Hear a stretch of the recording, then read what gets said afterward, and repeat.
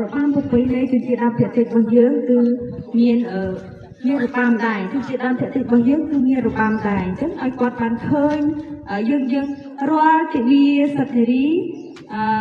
ទិវាគឺជាដើមភាគតិចគឺយើងតែសម្ដែងឲ្យពួកគាត់ឃើញថាជនជាតិដើមភាគតិចរបស់យើងក៏មានរបាំដែរគួរឲ្យពួកគាត់ភ្លេចហើយចាអញ្ចឹងជំនាន់ពេលគាត់ជំនាន់ក្រោយទៀតគឺគាត់ក៏រៀនតាមយើងហើយគាត់ក៏ចេះដែរអញ្ចឹងក៏